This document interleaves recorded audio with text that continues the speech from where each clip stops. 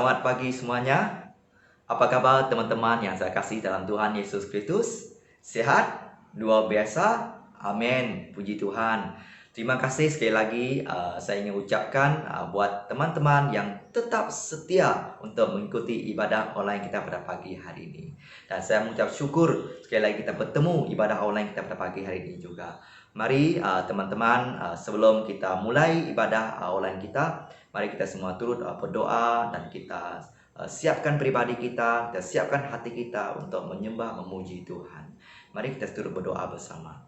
Haleluya, haleluya, Tuhan Yesus Bapa di surga Tuhan. Terima kasih Tuhan, sekali lagi Tuhan, kami mengucap syukur Tuhan karena kebaikan-Mu dalam hidup kami juga Tuhan. Kami mengucap syukur karena kasih-Mu Tuhan Yesus dalam hidup kami Tuhan Yesus tidak pernah berubah Bapa Tuhan. Engkau menjaga kami Tuhan Yesus dimanapun kami berada juga Tuhan. Bapa, dan pada pagi hari ini Tuhan, kami ingin berdoa untuk ibadah online kami Tuhan. Dan kami serahkan Tuhan ibadah online kami di tangan-Mu Tuhan. Dan dimanapun saat kami memuji menyembah-Mu Tuhan Yesus, dan Tuhan bawa kami Tuhan lebih dalam lagi Tuhan untuk memuji menyembah-Mu Tuhan Yesus. Bapa, berkati juga Tuhan jemaat yang mengikuti ibadah kami Tuhan. Biarlah Tuhan kami Tuhan juga turut mendengar firman-Mu Tuhan serta menguatkan kami Tuhan Yesus. Terima kasih Tuhan Yesus. Dan Tuhan, biarlah hadirat-Mu hadir Tuhan di saat kami di mana kami menyembah memuji-Mu Tuhan Yesus. Terima kasih Tuhan, dan saya ingin mengucapkan sekali lagi Tuhan, kami menyerahkan Tuhan ibadah online kami di tangan-Mu Tuhan Yesus. Sertai kami juga Tuhan. Terima kasih Bapa, dan ini doa kami di dalam nama Tuhan Yesus Kristus. Kami sudah berdoa dan mengucap syukur Tuhan. Amin. Shalom jemaat yang diberkati Tuhan, mari kita sama-sama naikkan pujian kita bagi Tuhan Yesus Kristus, karena Dia sangat baik, amin, haleluya.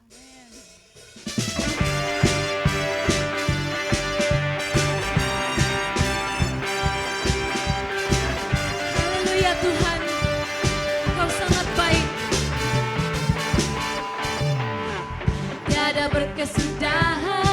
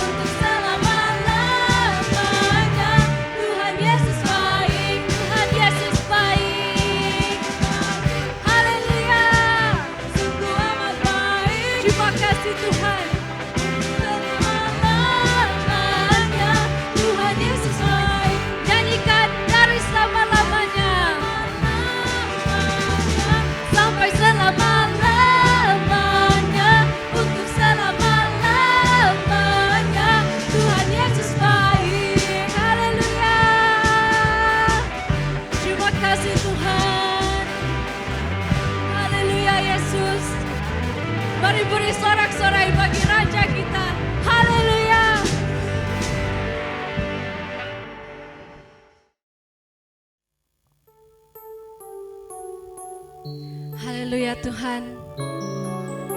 Bapa kami dalam surga, terima kasih karena Engkau sangat baik. Di tengah-tengah kelemahan kami semenjak beberapa waktu ini Tuhan, kami tahu bahwa Engkau satu-satunya harapan kami yang tidak pernah berputus asa terhadap kami. Haleluya Tuhan Yesus, terima kasih. Bukan dengan kekuatanku ku dapat jalani hidupku, tanpa Tuhan yang di samping. Ku tak mampu sendiri Tuhan. Ku tak mampu sendiri.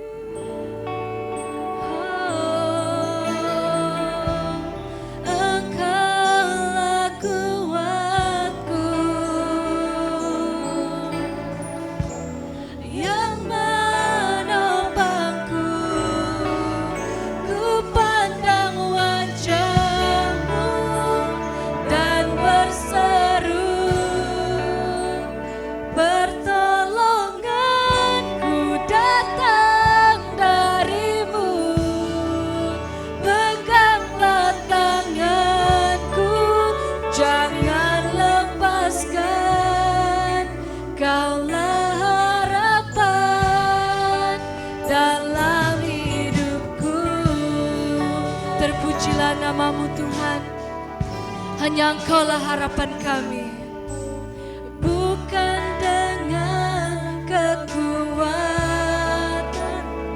haleluya Tuhan, dapat jalani hidupku, tanpa Tuhan yang di sampingku. Ku tak mampu sendiri, karena Engkaulah kekuatan kami ya Tuhan.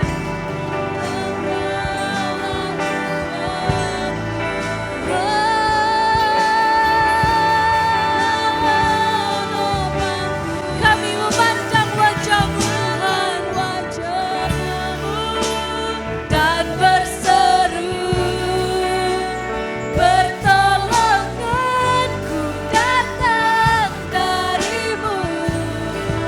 Peganglah tanganku, jangan lepaskan. Kaulah harapan dalam hidupku. Ku pandang wajah-Mu dan berseru, pertolonganku datang dari-Mu. Peganglah tanganku, jangan lepaskan.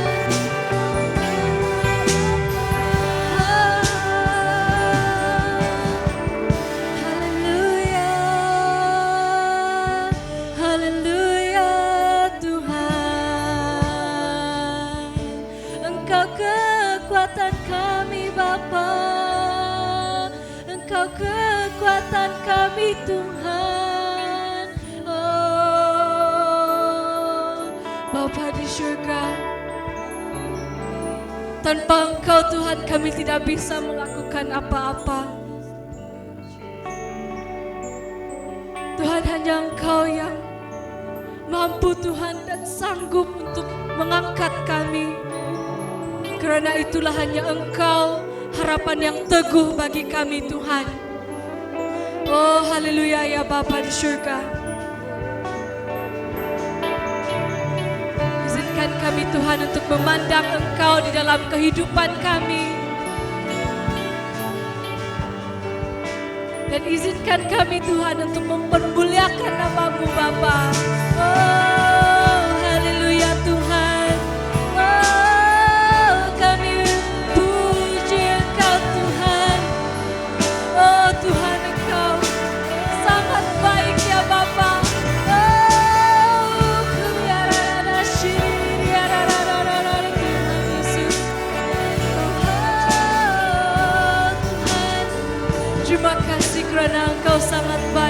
Bapa. Oh haleluya ya Tuhan kami Yesus. Terima kasih ya Bapa.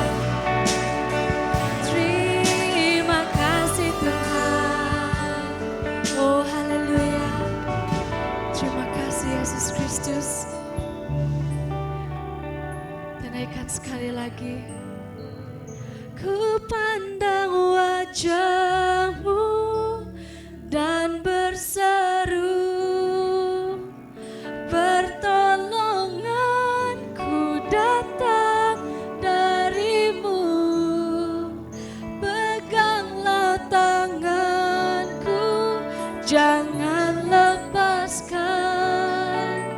Kaulah harapan dalam hidupku. Kaulah harapan dalam hidupku. Kaulah harapan dalam hidupku. Haleluya Tuhan Yesus. Bapa di surga, kami siap untuk mendengarkan firman-Mu. Terima kasih Tuhan karena berkat kemurahan-Mu untuk hidup kami. Terima kasih Yesus Kristus karena kesempatan yang Kau berikan kepada kami pada hari ini. Terima kasih atas nafas yang Engkau berikan. Dalam nama Tuhan Yesus, saya sudah berdoa dan mengucap syukur. Amin.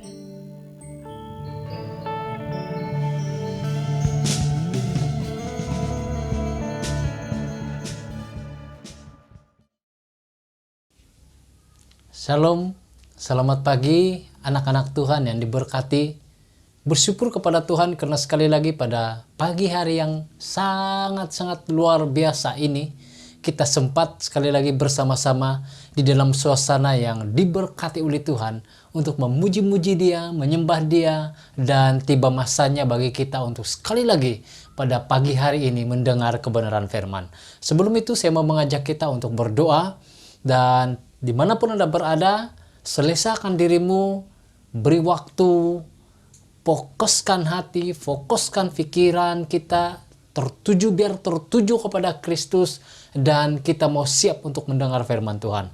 Mari kita tunduk kepala dan saya akan pimpin kita di dalam doa yang kedengaran. Mari kita berdoa bersama-sama.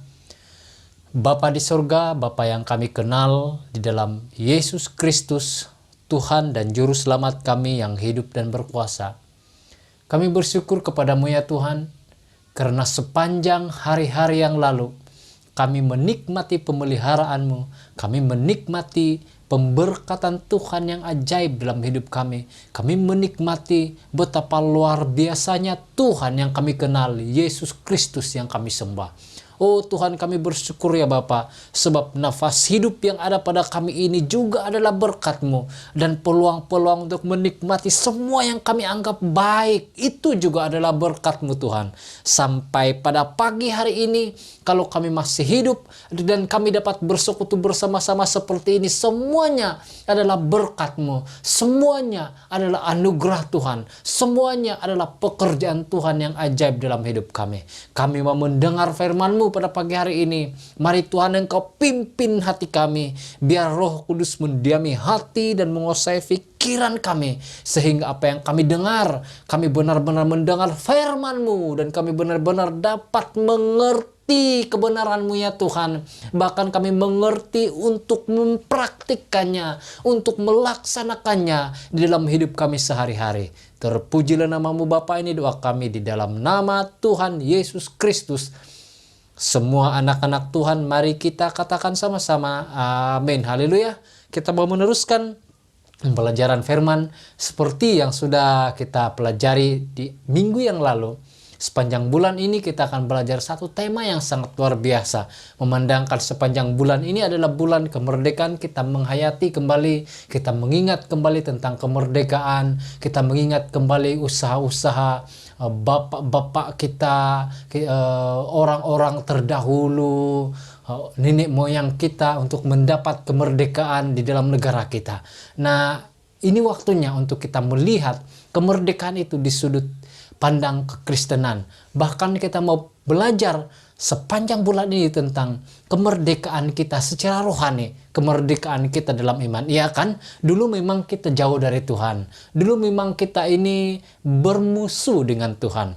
Dan kita bermusuh sebab apa? Kita telah menjadi hamba iblis. Kita diperbudak oleh iblis. Tetapi Tuhan Yesus oleh kasih-Nya telah mengangkat kita dari dosa, telah merampas kita dari iblis, dan hari ini kita merdeka. Hari ini kita dimerdekakan di dalam Tuhan.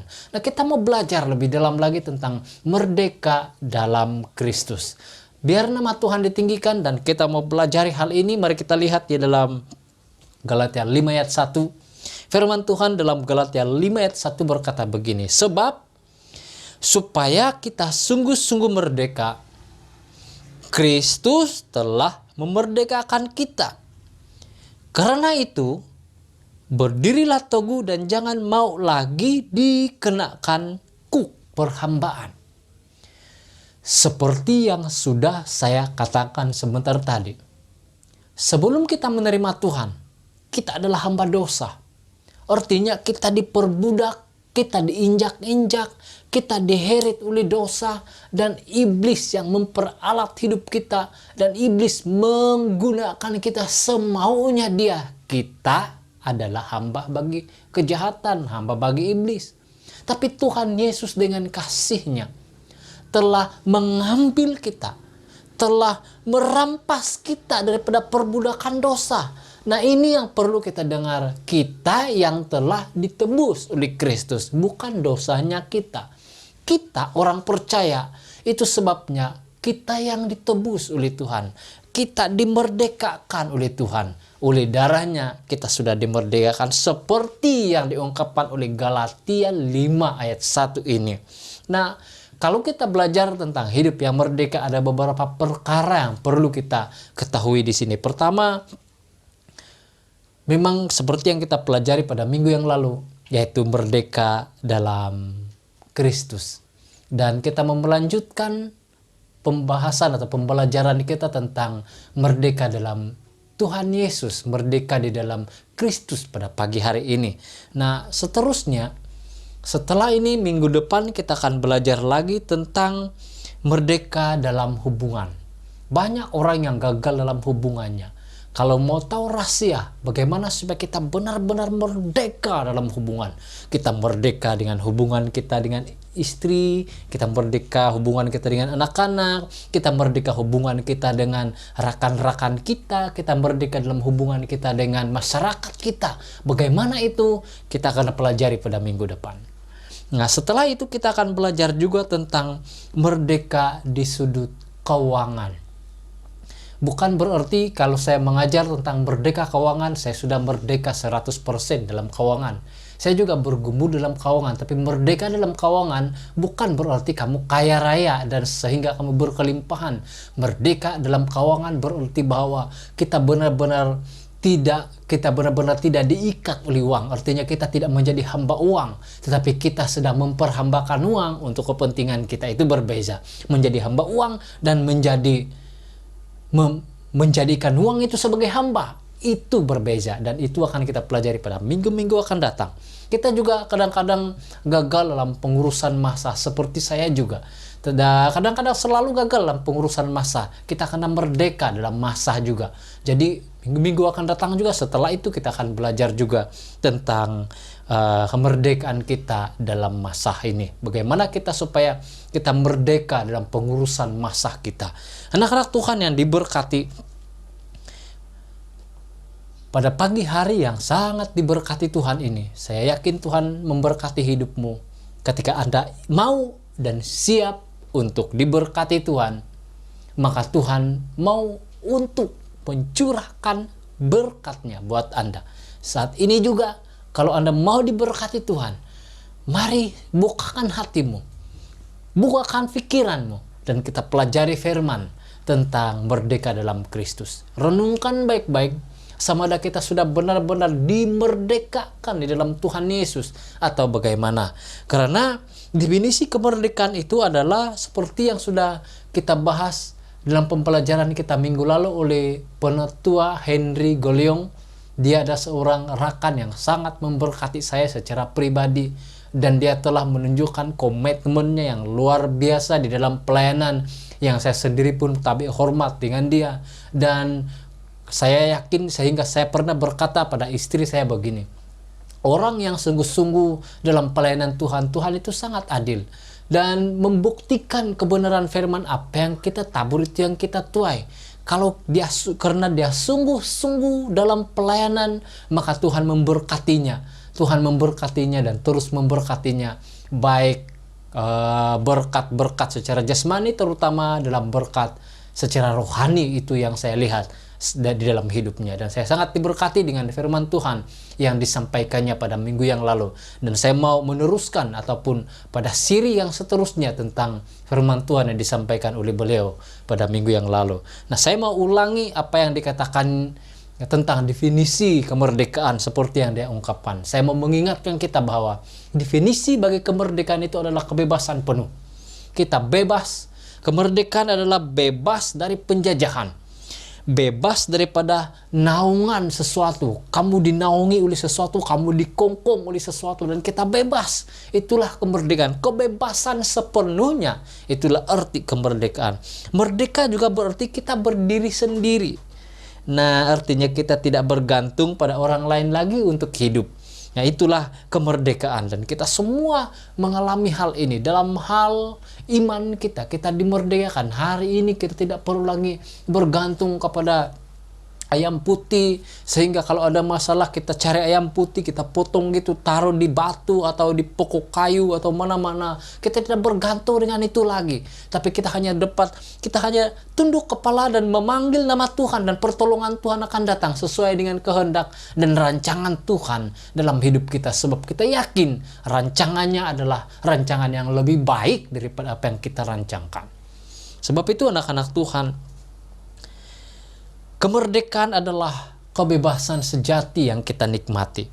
Lalu, kalau orang yang merdeka dalam Kristus itu, apa saja yang perlu dia buat supaya kita mengalami dan hidup di dalam kemerdekaan? Apa yang perlu kita buat? Ataupun apa yang sudah kita buat sehingga kita telah menikmati kemerdekaan dalam Kristus? Tentu sekali asasnya adalah yang pertama, kita telah menerima Tuhan Yesus sebagai Tuhan dan Juru Selamat kita secara pribadi. Dalam Kisah Rasul 4 ayat 12, satu ayat yang begitu terkenal sekali, saya senang untuk membacakannya kepada kita pada pagi hari ini. Firman Tuhan berkata demikian, dan keselamatan tidak ada di dalam siapapun juga selain di dalam Dia, sebab di bawah kolong langit ini tidak ada nama lain yang diberikan kepada manusia yang olehnya kita dapat diselamatkan. Jadi, selain di dalam Dia, yaitu Yesus Kristus, tidak ada keselamatan. Untuk merdeka dalam Kristus, satu-satunya pilihan bagi semua manusia adalah menerima Tuhan Yesus sebagai Tuhan dan Juru Selamat. Kalau tidak menerima Tuhan, kamu tidak selamat. Kalau kamu sudah menerima Tuhan, apapun anutan teologimu, bagaimanapun hidupmu, itulah syarat satu-satunya untuk masuk surga, yaitu menerima Tuhan Yesus sebagai Tuhan dan Juru Selamat. Bukan apa anutan teologi yang ada pada kita. Sehingga tidak perlulah menjadi polis, tidak perlulah menghakimi antara satu dengan yang lain karena macam-macam kepercayaan teologi. Ada yang membaptis baik, is okay, bagi saya itu tidak ada masalah. Dan ada juga yang percaya seperti yang saya percaya, bahwa hanya orang-orang yang sudah dewasa yang perlu dibaptis, karena baptisan itu adalah komitmen untuk dapat, artinya kita mau sanggup mati dan hidup bersama-sama dengan Kristus. Itu pun terpulang kepada anutan teologi masing-masing, dan semuanya ada dasar dalam Alkitab. Sama ada kamu beribadah pada hari Minggu atau kamu beribadah pada hari 6, itu juga bukan soalnya. Sebab yang paling penting bagi kita adalah kita telah menerima Tuhan Yesus sebagai Tuhan dan Juru Selamat. Bagaimanapun dalam proses kita mengikut Tuhan, pengetahuan kita akan dibukakan oleh Tuhan. Dan itulah sebabnya maka timbullah banyak denominasi, timbulnya banyak aliran-aliran teologi seperti yang kita dengar hari-hari ini. Karena pikiran kita sudah terbuka, pengetahuan kita sudah bertambah, dan kita semakin mantap sebagai orang-orang Kristen. Tapi pada asasnya, ini asas ya, kita kena sepahaman dalam asas ini, dan di luar ini saya yakin itu adalah ajaran sesat. Yaitu asasnya adalah keselamatan hanya ada di dalam Tuhan Yesus Kristus. Nah, jadi begini, arti menerima Tuhan itu sangat penting. Artinya apa? Arti menerima Tuhan adalah menerima Tuhan Yesus sebagai Tuhan dan Juru Selamat secara pribadi dalam tindakan menyerahkan kendali hidup seluruhnya kepada Tuhan dengan tidak bersandar kepada kekuatan pribadi. Lalu kalau ada orang yang bertanya kepada saya hari-hari ini, siapa yang ada dalam hatimu? Saya katakan Roh Kudus yang ada di dalam saya. Sebab saya ada pendirian sendiri. Bukan Tuhan Yesus. Bukankah Tuhan Yesus yang kamu jemput masuk ya? Saya jemput masuk, Tuhan Yesus masuk di dalam diri saya, dalam hati saya. Dan tetapi yang menguasai hidup saya hari-hari ini adalah Roh Kudus. Tuhan Yesus di mana? Tuhan Yesus di sorga. Sebab Tuhan Yesus berkata dalam Yohanes 14 ayat 1 dan seterusnya, dia kata, aku pergi ke situ untuk menyediakan tempat bagimu. Tuhan Yesus berkata dalam Yohanes 14 ayat 1 dan ayat seterusnya begini, percayalah kepadaku, percayalah kepada Allah, percayalah juga kepadaku. Di rumah Bapakku banyak tempat tinggal. Jika tidak demikian, tentu aku mengatakannya kepadamu. Sebab aku pergi ke situ untuk menyediakan tempat bagimu. Apabila aku telah pergi ke situ dan telah menyediakan tempat bagimu, aku akan kembali lagi kepadamu, supaya di tempat di mana aku berada, kamu pun berada. Itu kata-kata Tuhan Yesus. Jadi kalau begitu, di mana Yesus sekarang? Yesus di surga. Dan kita sedang menunggu kedatangan Tuhan Yesus kedua kali ke dalam dunia ini. Siapa yang berkarya dalam dunia hari-hari ini? Siapa yang bekerja di dalam dunia hari ini? Roh Allah, Roh Kudus itulah yang bekerja di dalam saya dan di dalam kamu hari-hari ini. Dia yang mengerjakan pekerjaan-pekerjaan baik yang diajarkan oleh Tuhan Yesus. Dialah yang membuat kita mengerti semuanya itu dan hidup di dalamnya. Lalu mintalah pimpinan Roh Kudus setiap hari dalam hidupmu, dan sebab dia akan mengajarkan kebenaran-kebenaran kepadamu seperti yang diajarkan oleh Tuhan Yesus. Dan itulah yang Tuhan Yesus katakan, bahwa kehadiran penghibur itu, dia akan mengajarkan kepada kita kebenaran-kebenaran itu. Lalu hiduplah di dalam kebenaran itu. Nah, setelah kita menerima Tuhan Yesus sebagai Tuhan dan Juru Selamat, mempersilahkan Tuhan Yesus masuk dalam hati kita. Yang berdiam di dalam diri kita hari-hari ini adalah Roh Kudus.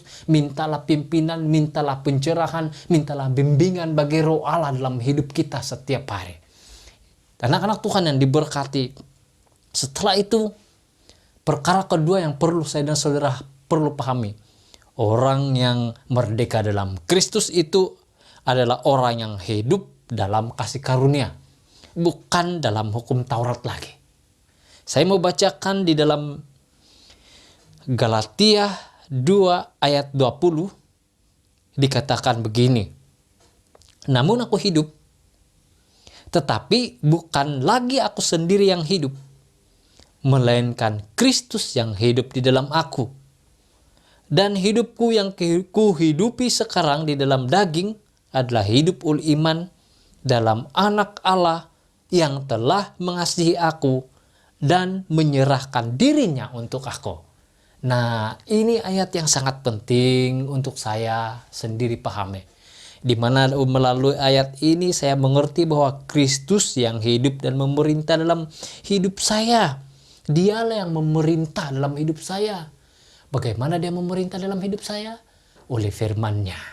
Dan bagaimana firman-Nya bekerja? Firman-Nya bekerja melalui pimpinan Roh Kudus, melalui pekerjaan Roh Allah di dalam hidup saya. Karena adanya buah-buah roh yang terus-menerus mengalir dalam hidup kita sebagai orang-orang percaya. Lalu kita yang dipimpin oleh Roh Allah akan melakukan perkara-perkara baik karena Tuhan yang bekerja di dalam kita. Nah, artinya begini, orang yang hidup dalam kasih karunia itu hidupnya dikuasai Kristus. Dan jauh sekali tidak lagi dikuasai oleh krisis-krisis. Banyak orang hari-hari ini yang asik-asik menguruskan hal-hal krisis dalam hidupnya. krisis ekonomi, krisis dalam hubungan, krisis macam-macam krisis yang ada dalam hidupnya. Sebab dia tidak tinggal dalam Kristus, dia tidak hidup dalam Kristus, maka yang ambil alih dalam hidupnya adalah krisis.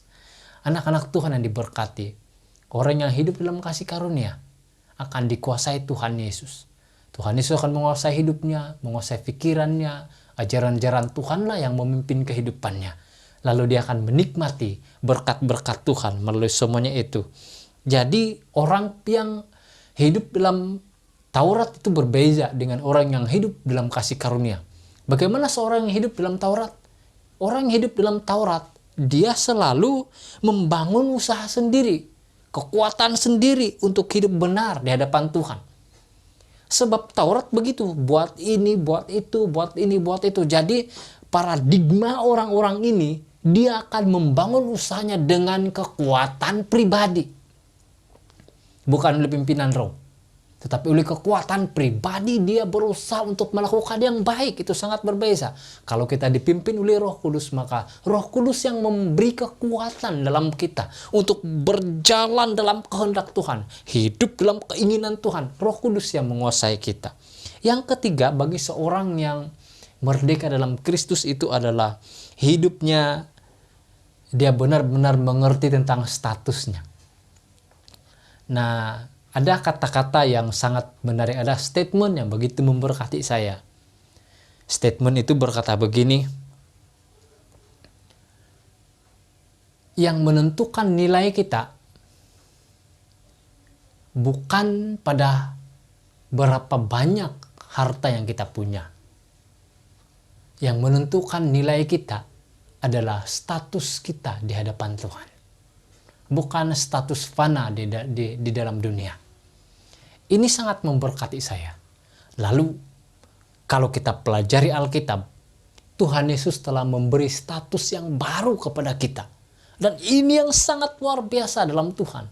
Di mana di dalam 1 Yohanes, di dalam Yohanes 1 ayat 12, bukan 1 Yohanes ya. Saya salah tadi. Di dalam Yohanes bab 1 ayat 12, firman Tuhan berkata begini, tetapi semua orang yang menerimanya diberinya kuasa supaya menjadi anak-anak Allah, yaitu mereka yang percaya dalam namanya. Sekarang semua kita yang percaya kepada Tuhan Yesus sebagai Tuhan dan Juru Selamat memiliki status yang baru. Status kita apa? Kita telah menjadi anak-anak Allah. Ini status yang luar biasa. Statusmu yang mengangkat martabat Anda. Tidak peduli kamu dari keturunan mana. Yang pasti kalau kamu sudah menerima Tuhan, kamu adalah anak-anak Allah. Kalau kita menjadi anak-anak Allah, artinya kita adalah ahli waris bagi kerajaan surga. Kalau kita ahli waris daripada kerajaan surga, tentu sekali surga itu adalah milik kita. Itu yang perlu saya dan saudara fahami. Jadi, saya mau memberitahu kepada kita. Ada satu kisah yang sangat menarik. Ini kisah yang saya pernah baca dalam satu buku. Dia mengumpamakan, menjelaskan tentang status anak Allah.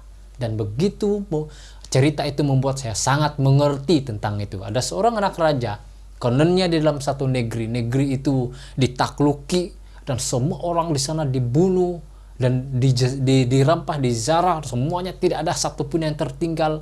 Dan seorang putra raja ini, dia diambil dan dibuang di satu pulau. Di pulau itu hanya tinggal para penjahat dan para pelacur, semua ditempatkan di sana. Dan ada satu tempat istimewa, itu kunjungan raja-raja, kunjungan pembesar-pembesar. Ada pelacur-pelacur pilihan yang cantik-cantik dan luar biasa ada di situ. Lalu tujuan si penakluk begini, supaya anak raja ini benar-benar kehilangan statusnya sebagai anak raja. Dia akan menjadi sama dengan para penjahat. Dia akan menjadi sama dengan para pelacur. Lalu mereka memperhatikan, adalah beberapa petugas yang disuruh untuk memperhatikan anak raja ini.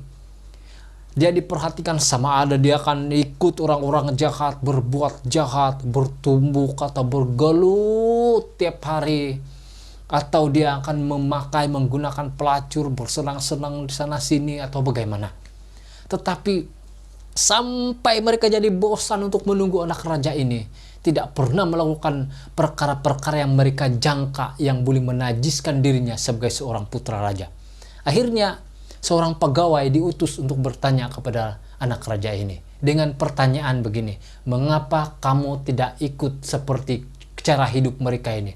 Anak raja itu menjawab dengan singkat berkata, sebab saya anak raja. Anak-anak Tuhan yang diberkati, kamu adalah anak raja. Bahkan kamu adalah anak raja di atas segala raja. Kamu anak Allah, anak Tuhan. Jadi kalau kita anak-anak Tuhan, kita akan benar-benar membuktikan kepada dunia bahwa kita bukan orang-orang yang diumbang-ambingkan oleh perkara-perkara dunia yang membuat hidup kita hancur, yang membuat hidup kita rosak, yang membuat kita benar-benar terikut-ikut dengan perbuatan-perbuatan dunia, terikut-ikut dengan perkara-perkara yang dapat menajiskan hidup kita. Mari anak-anak Tuhan, meterai Roh Kudus telah diberikan Tuhan Yesus kepada kita. Kita dimampukan Tuhan untuk melakukan kebaikan, bukan oleh kekuatan pribadi. Itu sebabnya jangan hidup dalam Taurat lagi. Tetapi karena Tuhan Yesus telah menganugerahkan kepada kita Roh Allah yang berdiam di dalam kita, di dalam diri kita akan mengalir aliran-aliran air hidup. Apakah aliran-aliran air hidup itu? Menurut saya aliran-aliran air hidup itu adalah aliran-aliran air hidup yang memberkati banyak orang, yang membuat orang lain dipuaskan, yang membuat orang lain dilegahkan dengan keberadaan kita, kehadiran kita di tengah-tengah mereka. Dan apakah itu? Karena kamu memiliki buah-buah roh yang hidup di dalam kamu dan dinikmati oleh semua orang yang ada di sekeliling kita. Itulah maknanya merdeka di dalam Kristus. Anak-anak Tuhan yang diberkati Tuhan, saya mau katakan dengan tegas di sini adalah kemerdekaan sejati hanya di dalam Yesus Kristus. Di luar Tuhan Yesus tidak ada keselamatan. Sebab Alkitab berkata, di luar aku kamu tidak dapat berbuat apa-apa. Tuhan Yesus mengakui bahwa dialah jalan, dialah kebenaran, dan dialah kehidupan. Dia bukan penunjuk jalan, tetapi dia mengakui, akulah jalan itu sendiri, bukan guide, bukan penunjuk jalan. Dan dia berkata, akulah kehidupan. Dia bukan mengajarkan kehidupan, dia bukan mengajarkan bagaimana hidup, tetapi dialah kehidupan itu sendiri. Dan dia berkata, akulah kebenaran. Dia bukan pengajar kebenaran, tetapi dialah kebenaran itu sendiri. Lalu kemerdekaan sesungguhnya hanya kita dapat nikmati di dalam Yesus Kristus. Bagaimana kita hidup dalam masyarakat mazmuk kita hari-hari ini? Kita dapat hidup dalam masyarakat mazmuk apabila Roh Allah memimpin kita dan kita berjalan sesuai dengan nilai-nilai kekristenan. Buah-buah Roh Allah memancar di dalam kita dan itu memberkati banyak orang. Itu menguatkan banyak orang dan membuat banyak orang diberkati dengan hidup kita. Mari kita menghayati kemerdekaan di dalam Tuhan Yesus seperti yang kita sudah alami. Dan kalau kita merasa bahwa kita belum merdeka dalam Tuhan, ada dosa-dosa yang merintangi hubungan kita dengan Tuhan, pada pagi hari ini saya mau mengajak kita untuk bersujud di kaki Tuhan, memohon kemaafan kepada Tuhan.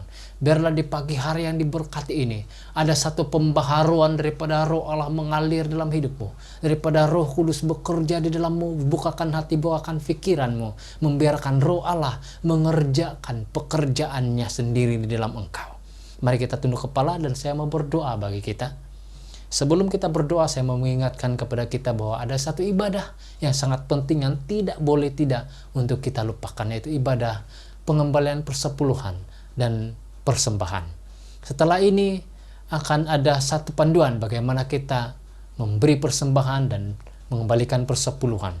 Kamu boleh lihat nanti dan kamu juga boleh menghantar persembahan dan persepuluhan kamu melalui nomor akun yang tertera di grup-grup WhatsApp kita, community kita. Mari kita tunduk kepala dan saya pimpin kita dengan suara yang kedengaran. Bapa di surga, kami bersyukur sebab kami telah belajar firman-Mu. Dan kami sangat bersyukur ya Tuhan, sebab kami mengerti bahwa kami ini orang-orang yang hidup dimerdekakan oleh Tuhan Yesus, oleh pekerjaan tangan Allah sendiri. Dan kami bersyukur ya Tuhan, sebab hidup kami dipimpin oleh Roh Allah, dan hari ini Roh Kuduslah yang bertakhta dalam kami, memimpin kehidupan kami, mengajarkan kebenaran kepada kami, bahkan yang mengingatkan kami, sehingga kami tidak akan lagi melakukan hal-hal jahat, sebab Roh Allah selalu berbicara dalam hati kami, mengingatkan kepada kami firman Tuhan yang selalu kami pelajari.